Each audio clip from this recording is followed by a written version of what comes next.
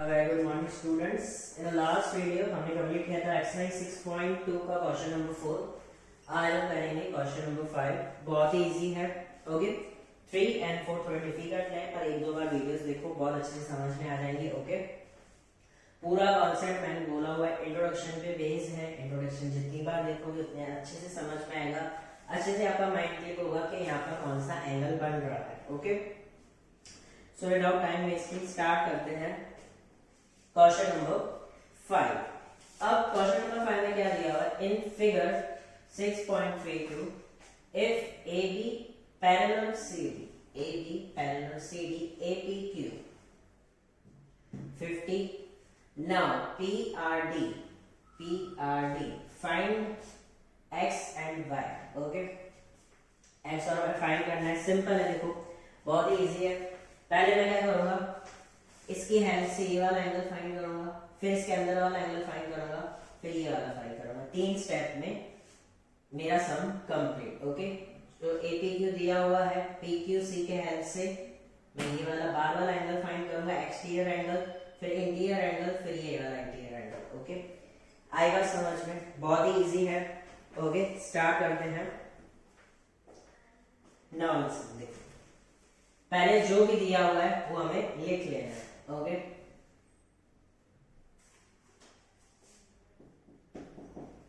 in the given figure क्या क्या दिया हुआ है? AB पैरेलल CD और फर्स्ट एंगल दिया हमारे APQ is equal to 50 degree and PRD is equal to 127 degree. हमें ये दिया हुआ है। ओके, फाइंड करना है X एंड Y। ओके, सो अगर हम अच्छे से देखें, APQ और PQC ये वाला है, ये दोनों क्या है? सप्लीमेंट्री एंगल्स, कंसेक्यूटिव पेयर बन रही है सप्लीमेंट्री एंगल्स की। ओके, और ट्रायंगल का मैंने बताया सम ऑफ द ट्रायंगल्स क्या होता है। ये पूरा ट्रायंगल, एक ट्रायंगल के अंदर 3 एंगल्स होते हैं और तीनों एंगल्स कितने होते हैं? 180 के। तो उनके जो बाद का बन रहा है वो कौन सा बन रहा है? Supplementary angles. Okay, supplementary angles के कौन सा होता है? 180। ओके, 180 में से एक एंगल हमें दिया हुआ है 50, बाकी दूसरा एंगल मिल जाएगा। Okay, so angle APQ plus angle PQC, APQ and PQC बार वाला, अंदर वाला मत देखना। ओके, अंदर वाला x दिया हुआ, हमें x फाइंड करना है। ये क्या है? 180 डिग्री। रीजन क्या है? पेयर ऑफ, रीजन है अलग से समझो, अच्छे से समझ में है क्या है ये? Pair of consecutive interior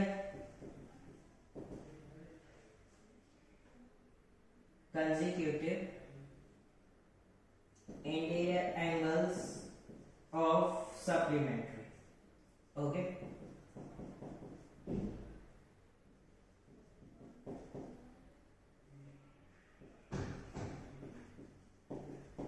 okay, या तो consecutive pair of consecutive supplementary angles भी लिख सकते हो, no problem. Okay, consecutive supplementary angles है। ओके, सो हमारे पास APQ जो क्वेश्चन में दिया हुआ है कितना है? 50 plus PQC is equal to 180 degree. Angle PQC is equal to 180 degree minus 50 degree. Okay, now angle PQC कितना होगा? 130 degree. Okay, therefore angle PQC is equal to 130 degree. Okay, अब ये मिल गया। अब इसकी हेल्प से हम अंदर वाला एंगल फाइंड करेंगे। कैसे? Linear pair. ओके, ये एक ही लाइन पे हो रहा है तो ये क्या हो जाएंगे? Linear pair. ओके, PQC का मेरा मेन पर्पस था अंदर वाला एंगल फाइंड करना। कौन सा? PQR। ओके, अंदर वाला एंगल PQR। ओके, दूसरा स्टेप 3 स्टेप में सब कंप्लीट हो जाएगा। नाउ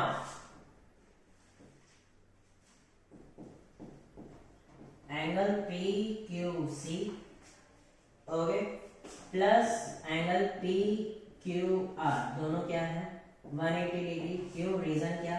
लीनियर पेयर है। Okay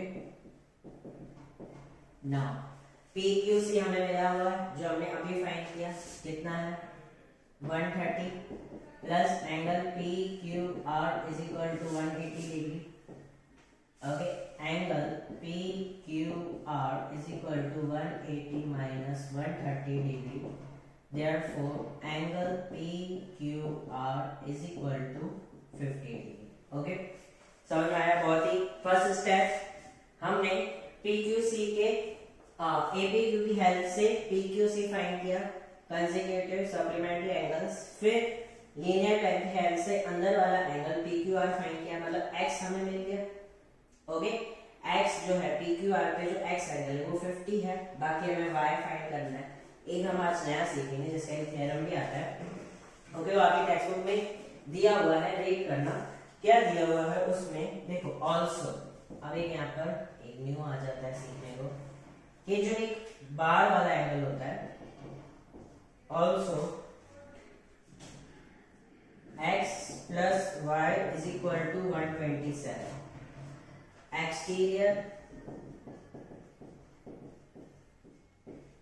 angle of triangle is equal to sum of the sum of the two interior opposite angles, equal to the sum of the two interior opposite angle. Okay ये काफी बड़ी statement है।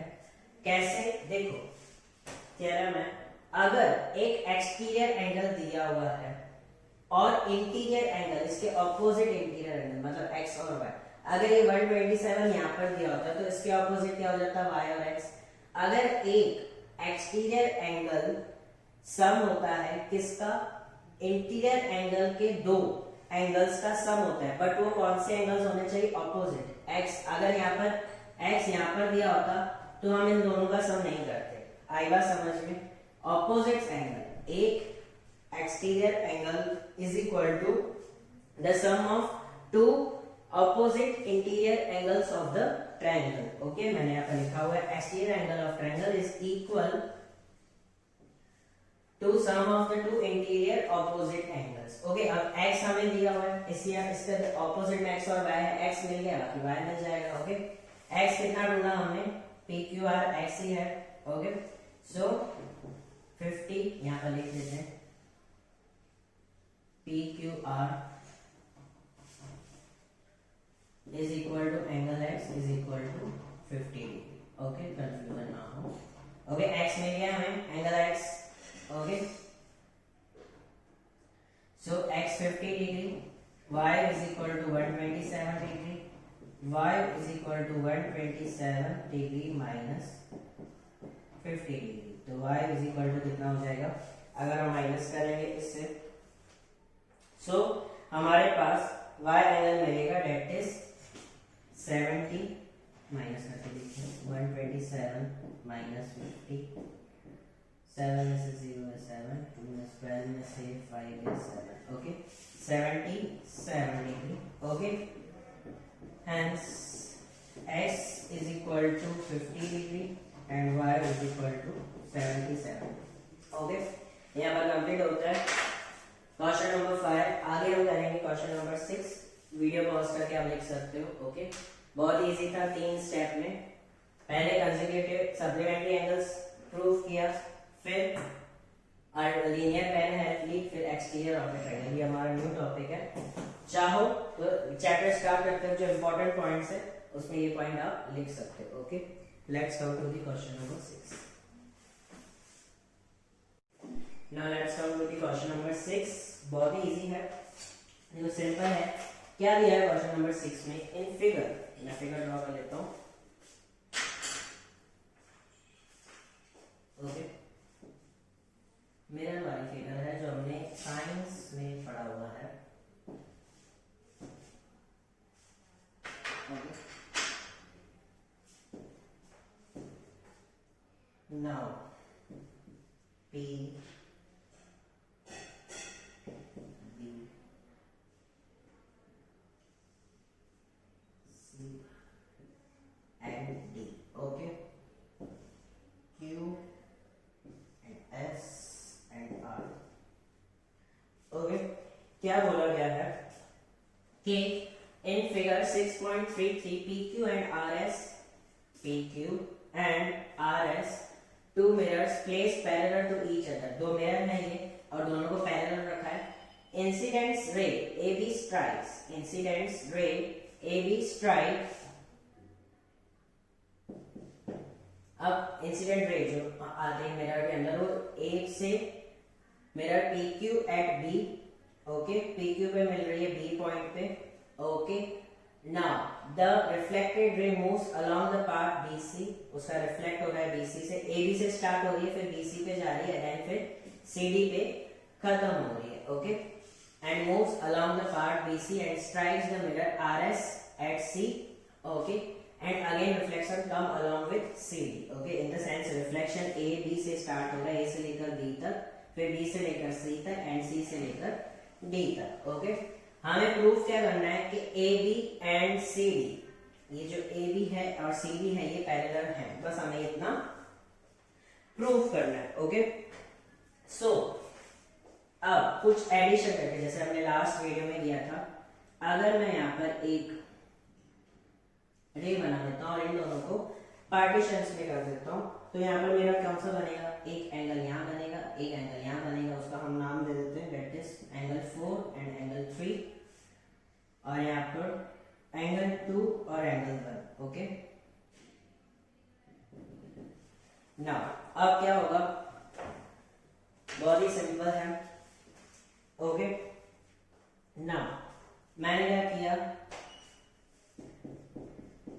Eight point B point में मैंने draw किया क्या, perpendicular line, क्या line किया, परपेंडिकुलर लाइन, ओके, जो 90 डिग्री की होती है, ओके। BE परपेंडिकुलर, इसको नाम दे दो BE परपेंडिकुलर PQ पे मैंने BE परपेंडिकुलर लाइन ड्रॉ की, और दूसरा क्या किया मैंने, एंड एट पॉइंट C पे मैंने CF draw,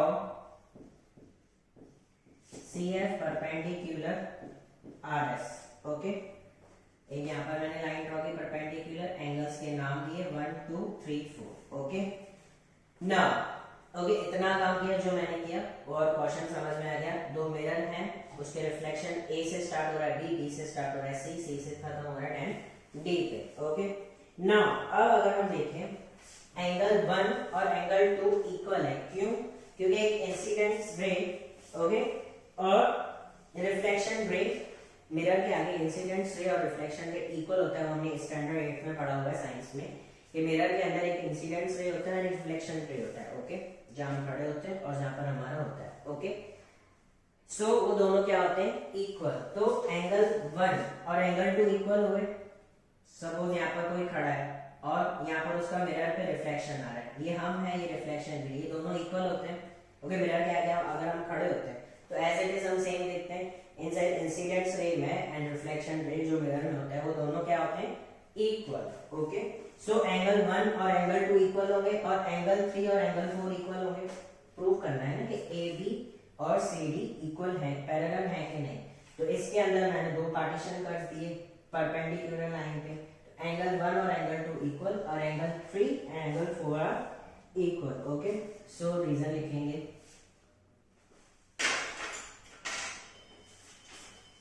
angle 1 is equal to angle 2, क्यों, पूरा लिखना पड़ेगा, angle of incident is equal to angle of reflection, angle of incidence और एंगल ऑफ रिफ्लेक्शन क्या होते हैं, इक्वल। ओके, सो इसी तरह एंगल 3 और एंगल 4 सेम होगा, angle 3 is equal to angle 4। Okay, same reason. Now इतना हमने प्रूव कर लिया, एंगल 1 2 इक्वल है और एंगल 3 4 इक्वल है। क्यों? एंगल ऑफ इंसिडेंस और एंगल ऑफ रिफ्लेक्शन इक्वल होते हैं। ओके, अगर हम देखें तो एंगल 3 और एंगल 4 क्या हो रहा है, एंगल 3 एंड एंगल 4 भी इक्वल है, तो 2 और एंगल 3, एंगल 2 और एंगल 3, एंगल 2 एंड एंगल 3 के अल्टरनेट्स एंगल जो जेड फॉर्म में होते हैं। ओके, यहां से जेड फॉर्म क्रिएट हो रहा है। ओके, ये जेड फॉर्म, तो एंगल 3 और एंगल 2 दोनों क्या है, इक्वल, अल्टरनेट्स एंगल इक्वल होते हैं। ओके, 3 और 2 क्या है, इक्वल हो जाएंगे। क्यों? Alternates angle, angle 2 is equal to angle 3। Reason क्या, अल्टरनेट्स एंगल, इसको 1 दे देते हैं, इसको 2 एंड इसको 3। ओके, तीनों एंगल्स हमने फाइंड किए। अब देखो 2 के अगर इक्वल 3 है तो 3 के इक्वल 4 भी तो हो गया। 2 के अंदर, एंगल 2 के अंदर क्या है, एंगल 1 भी है और एंगल 3 के अंदर क्या, एंगल 4 भी है। इन शॉर्ट चारों एक दूसरे के इक्वल है, मतलब angle 1 angle 2 angle 3 angle 4 equal हो जाएंगे। यहाँ पर हमने क्या प्रूव किया, एंगल 2 और एंगल 3 इक्वल है, तो एंगल 2 के अंदर एंगल 1 भी तो है, तो 1 और 4 भी इक्वल हो सकता है। ओके, 2 और 3 भी इक्वल है, तो कैसे लिखेंगे यहाँ पर हम, एंगल 1 और एंगल 4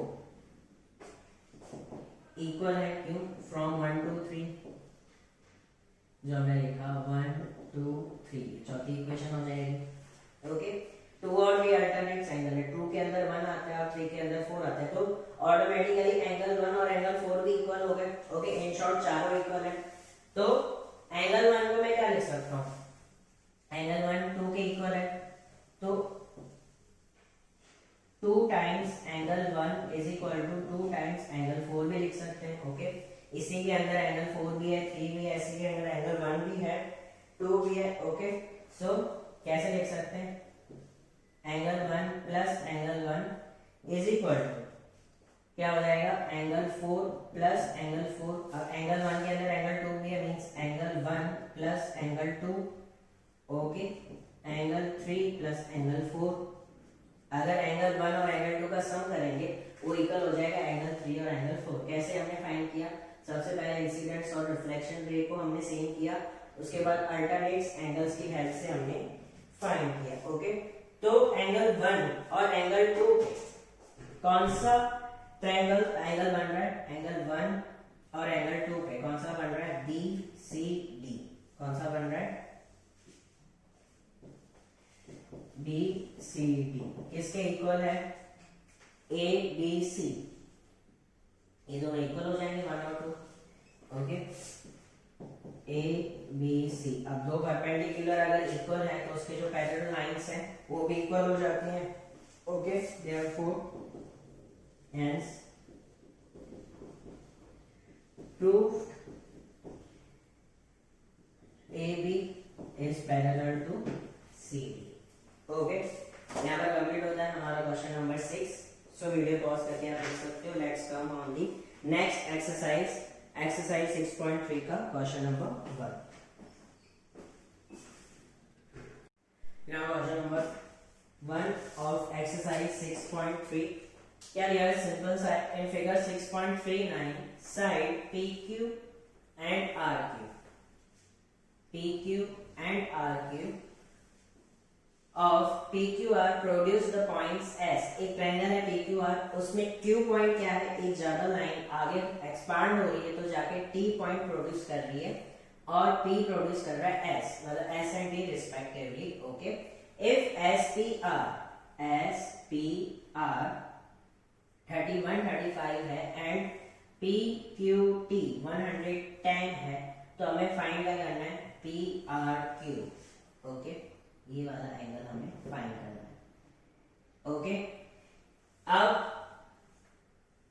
पहले ये दोनों एंगल्स फाइंड करेंगे, उसकी हेल्प से हम पी क्यू आर फाइंड करेंगे। ओके, सो अगर हम सबसे पहले देखें इन द गिवन फिगर क्या क्या दिया हुआ है हमें, पहले वो लिख ही लेने का।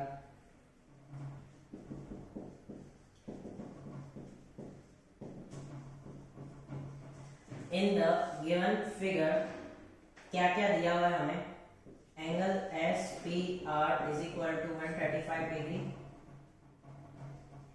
Okay, and angle P Q T is equal to 110 degree जो दिया हुआ है। ओके, इफ अगर आप देखोगे P Q T, okay, angle P Q T दो स्टेप में कंप्लीट करना है, पहले हम प्रूव करेंगे लीनियर पेयर है। Okay, so P Q T and angle Q P R is equal to 180 degree, P Q T and P Q R is equal to 180 degree linear pair है। कैसे, देखो P Q T ये वाला angle, okay, जो 110 दिया हुआ है उसके लीनियर पेयर है, एक्सटीरियर दिया है। अब इंटीरियर कैसे फाइंड करेंगे, पी क्यू आर मींस ये वाला एंगल, ओके, एक ही लाइन पे मेजर हो रहा है तो ये पूरा 180 होता है लीनियर पेयर, एक 110 दिया हो तो पी क्यू आर कितना हो जाएगा हमारे पास 70। Okay, so plus angle P Q R is equal to 180 degree. Okay, so angle P Q R is equal to 180 degree minus 110 degree, तो हमारे पास therefore angle PQR is equal to 110 degree. Okay, अब ये एक angle मिल गया हमें 110 degree. Okay, sorry 170 110 minus नहीं किया मैंने, कितना हो जाएगा 70 डिग्री। ओके, एक एंगल मिल गया मुझे 70 डिग्री। ओके, बस ये दोनों फाइंड करना है और हमें पता है सम ऑफ द ट्रायंगल कितना होता है 180, मतलब ये तीनों मेजरमेंट कितनी होगी 180। अब दो में से अगर एक फाइंड करूंगा, एक मिल गई है, ओके, दूसरा भी किसके हेल्प से फाइंड करूंगा, लीनियर में। यहाँ पर 135 है तो इसके ये वाला एंगल भी होगा, वो भी कितने का होगा लीनियर पेयर में, मतलब 180 से माइनस करेंगे। ओके, सो अब क्या होगा, एंगल एस पी आर जो दिया हुआ है, S P R, okay, S P are जो दिया हुआ है ये वाला एंगल 135 है। इसके प्लस में अगर हम देखें तो कौन सा आ रहा है, Q P R, that is Q P R. Okay, ये वाला एंगल दोनों क्या हो जाएंगे, ये अगेन 180 डिग्री लीनियर पेयर है।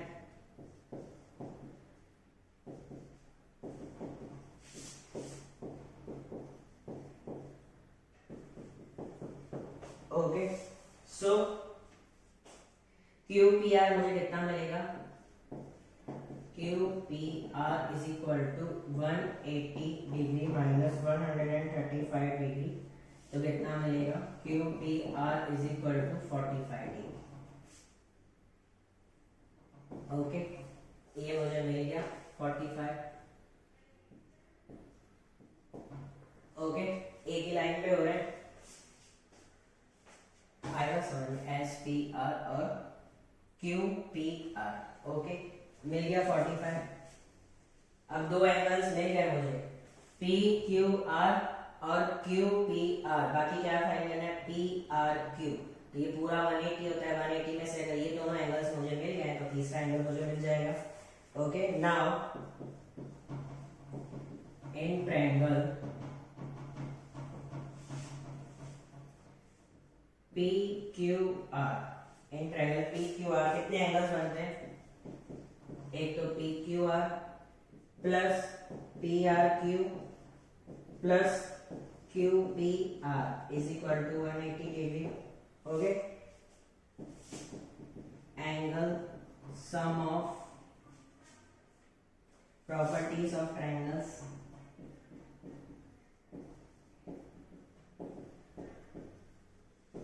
ओके, अब इसमें से पी क्यू आर हमने फाइंड किया कितना 70 डिग्री, प्लस पी आर भी हमें फाइंड करना है बस लास्ट वाला, और क्यू पी आर हमें फाइंड किया 45 degree is equal to 180 degree.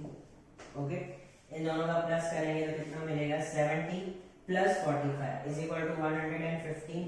Okay, तो डायरेक्ट एक स्टेप कम करते हुए 180 degree minus 115 degree.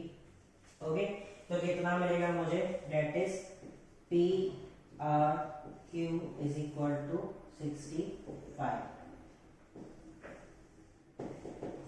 Okay, got it, बहुत ही इजी था, simple. In the next video हम आगे करेंगे question number 2 of exercise 6.3। Video pause करके आप लिख सकते हो। ओके, कोई भी क्वेरीज है, कोई भी प्रॉब्लम्स है, कॉल कर सकते हो, मैसेज कर सकते हो, अदरवाइज सैटरडे मिल भी सकते हो मुझसे, कोई भी टीचर से। सो तीनों एंगल्स हमने फाइंड कर दिए। एक एंगल फाइंड करने के लिए मुझे 2 और एंगल फाइंड करने पड़े। Okay, so thank you, bye bye, have a nice day.